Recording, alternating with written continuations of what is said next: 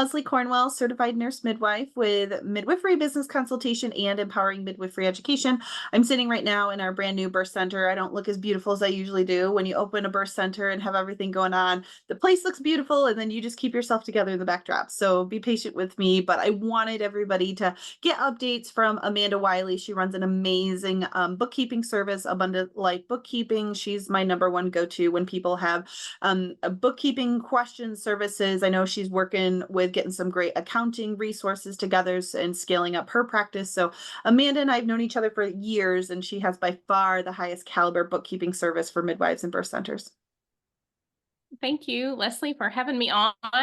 Even though you're exhausted and worn out, appreciate the time to just Yeah, chat. the passion drives you, the persistence when you know how important these things are. Yes, you're tired, but you wake up doing things that you love, even though it's hard work. It's not I see people that are like plumbers or like they have to go to the big corporate hospital jobs. I was like, I would rather work my butt off opening birth centers Yes. any day of the week. Well, Yeah. I'm excited you're at the end of the process. Yes. We have worked very hard since April in the home stretch and the big open house. So yes, people need your bookkeeping services and resources when they're opening their private practices, and they just don't know what they don't know. I talk often about quick tip in the government and taxes and categorizing. And so yeah, if you want to tell them, if they've never seen your stuff before, what your business is about, who you are, and what we're going to talk about today. Sure. So I have been interested in birth and midwifery since I was 11, and I worked with a just assisted local home birth midwife for 6 years before I started having kids. And now it's just not a season of time for me to be involved in birth, but I love the fact that my team and I get to support midwives across the United States with their bookkeeping.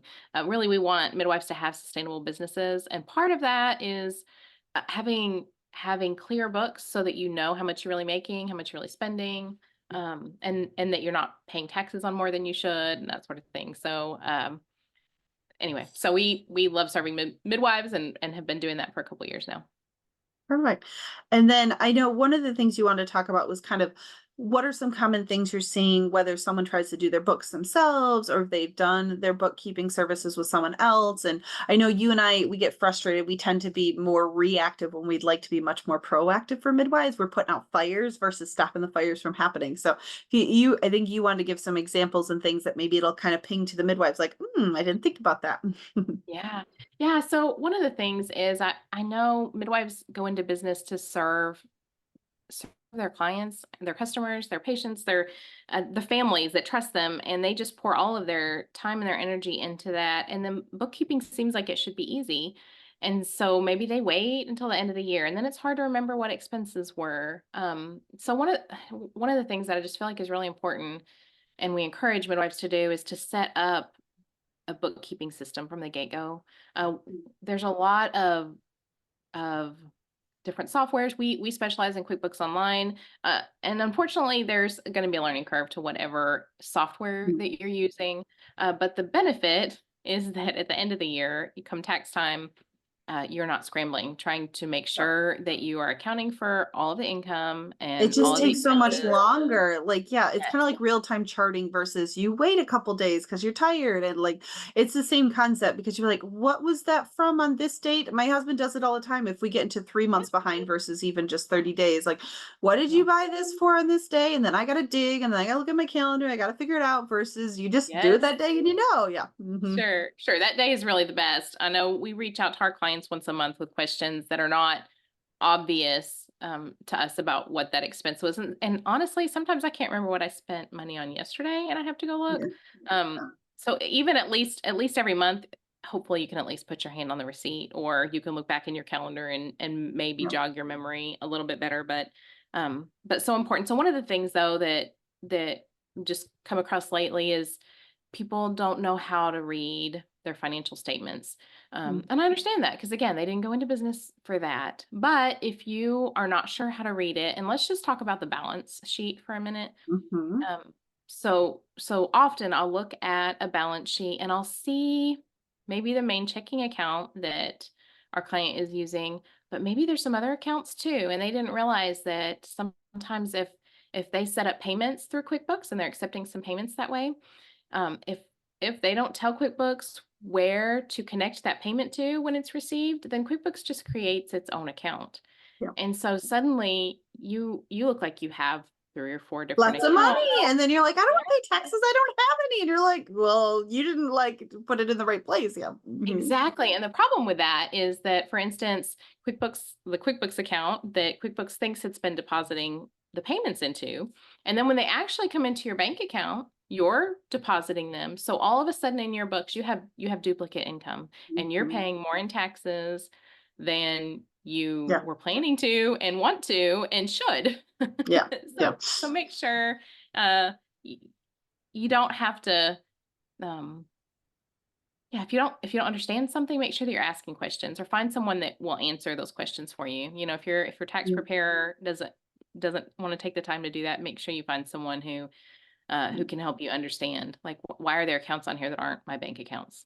Yeah, yeah. Super Yeah, because important. the goods and bads of syncing and automation, and you're like, no, no, no, no, that was a personal expense. Well, you accidentally used the business card for it, so it's going to transfer that way. Or you use the personal, and you try the best you can to not commingle funds. And I always put a disclaimer when we have these chats. You and I are not financial planners, accountants, lawyers, legal, but we definitely know the laws and can help, and people just need to customize it. But it's one of those frustrations that you can make things simple. You can have a personal checking and savings. You could have a business checking and savings, but if you're going to transfer money, you have a loan one way and then you have an income the other way. You can't just ebbs and flows because it looks like income and it looks like you get double income when you're like, that's not really in my bank account. Yeah. Exactly. You want to make sure in QuickBooks Online that that's categorized to owner's draw, so that, or owners, if you're having to contribute some money to your business for whatever A reason, loan, yeah. well, It or wasn't a maybe, donation. maybe you paid something from the Right, business with your personal funds, and right, you need to, right, like, replace those funds. You right. just want to make Makes sure, sense. yeah, you want to make sure you're categorizing those correctly. Mhm. But Yeah, the government's getting a lot more IRS agents and it's not going after their rich friends. It'll be you and I. So, I mean, we have to, as a business, like people think, well, I'll just do it with my personal and not worry about it because it's just a few bucks here and there. And I'm like, it adds up fast. If you realize yes, and actually calculated in your head the 30 to 45% you are losing because you just decided that dollar you now just paid a dollar 50. You just paid 50% inflation because you chose to do it personally because it was easy and convenient. So we have to get people to think differently about it, but then also get a system. Oh, it's just too much work to keep the receipts and keep track. And if I do it conservatively, then I won't get audited and all these myths they tell each uh, yeah. Well, and another one of the things that I hear a lot is that it's sufficient to just have your bank statement. And that is not acceptable to the IRS. If you want to be able to capture those expenses, then you need to be able to put your hand on the receipt. other. And it's acceptable if it's in the cloud. If you take a picture and you put it in Drive, I mean, there are programs that can and help with receipt capture, but I mean, it's easy to take a picture and just Yeah. put it in They Google need to Drive know where the you can details. find They it. don't care about the number. Okay, this is $10, but what did you buy the $10 with? Walmart. Okay, well, what did you Yeah. buy at Walmart? Like people don't, you Exactly. You have to might have just bought gauze spend. at Walmart, but they don't know. The IRS doesn't know that you didn't buy something, for personal. So Mhm, they need to mhm. know what you're spending. So yeah, Yeah. not enough to have just statements. Yeah, yeah. And there's many ways to do it. You can have it as simple as complex as you want. We start out and we have a template for a lot of people with your bookkeeping course you have for us that there's an Excel spreadsheet. If you want to start, you're not quite ready for QuickBooks. It's simple. You're in the planning phase. You just want to keep track of things. You just need something. And then I love QuickBooks and it's pretty affordable. But if you're new and you're starting a business and you don't want that expense for 5, 7, what we found with our businesses is we tend to, especially if we're starting at like 2 to 4 months before the end of the year, we just do the Excel spreadsheet simple version and then we convert over at the first of the year because it gets really confusing if you try to like do one style halfway through the year and then you get audited. So those are little nuances we've learned is like, hey, try to have a consistent flow if you're like, Mhm. especially like I start a lot of companies and like it's in the red for a while and you're kind of overlapping and commingling, you just need a good tracking of those things. And so, but if you're doing like a simple Amish practice, you could do you just keep track of it so you have a defense for the next, is it Yes. 7 years still or did they extend it? Oh, I don't know that, Yeah. but I know one of the things, for instance, a lot of the midwives I talk to, they don't have any loans, but occasionally we do come across maybe someone has started a birth center and they have needed to take out some loans. And the way that you track that is just different. The payment on that loan is not an expense to the company. Mm-mm. But the interest is, so you Yeah. want to make sure that you are capturing the interest on that because you want Yeah. every deduction that you can get. but And the the payment biggest thing, like you itself's not. said, it's you're not getting double taxed on it. The biggest thing is you want the loan to give track when you're giving it back to yourself. You're just paying yourself back for what you've already been taxed. And if you Exactly. don't have that tracking system, you're going to get taxed on it twice. So, Yeah, mhm. yeah, we don't want that.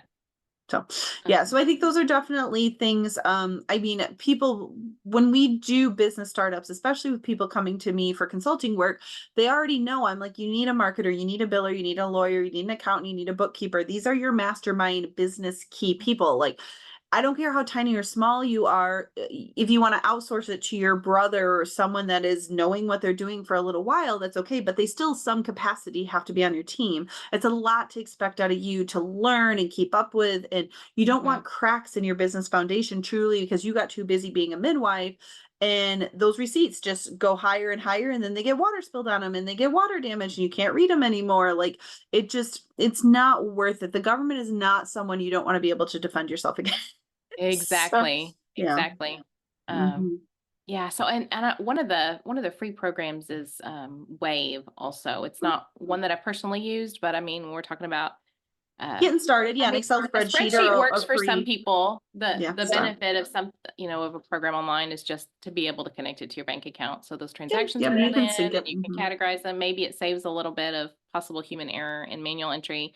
Yep. Um, but if you can use a spreadsheet, it's a great place to start. Just start, Mm. just start. Something, yeah. Don't just say, well, the shoebox. I don't count the shoebox on that list. So, um, Yeah. yeah. But you have systems, like you said, it's all about habit. It's not hard. Like you said, there's tons of apps. You can take Yes. pictures. I mean, our old school way we've done for years. I stick all the receipts in my center console. My middle child is my little scanner and bookkeeper. He has a whole system. And every Friday he grabs them out and he gets paid for it. And so, like, this is a great way to pay your kids and get them involved. And Yeah. I don't want to remember, oh, I got to take a picture every time I just got gas and now I Yeah. have to sit there for 30 seconds and do it. I'm just like, I throw it in my center console, so you got to figure out a weird, quirky way that works for you. And that's Yes. okay. But Yes. you have to do something. It's a habit. It's not that it's hard. It's just thinking differently, because most people, whether you're a midwife that's worked in a hospital system and now doing private practice, or this is your first business, we aren't ingrained to keep our receipts. We aren't ingrained, well, I've already paid my taxes on it. I already paid it on the receipt. Why do I keep this? So you have to get yourself in the habit of, this is important with business. I want you to maximize legally the tax deductions, but you've also got to have a defense, just like your charting system. Yes. Like, I don't tell you to give clinical care and then all of a sudden don't chart what you did. So yeah. Yes, yes, and that's a habit, right? You know that you have to do that. So it's Yep. yeah, those habits that we need to build in business, Yep. super important. So So Amanda, if people are interested in a consult with you, learn about your services, what's the best way for them to get a hold of you? sure, they can check out our website. It's abundantlifebookkeeping.com or reach me through email at amanda@abundantlifebookkeeping.com. Yep. Yeah, you've been growing your team. I know you've got some great resources with you. Everybody that I've sent your way have been glowingly happy, which is a rare thing in nowadays society to have a service like that. So I have nothing but good things to say about Amanda and what she's doing. And every midwife, no matter how big or small you are, should have a bookkeeper on your team. Thank you, Leslie. Appreciate that word. Have a great day. You too. Bye.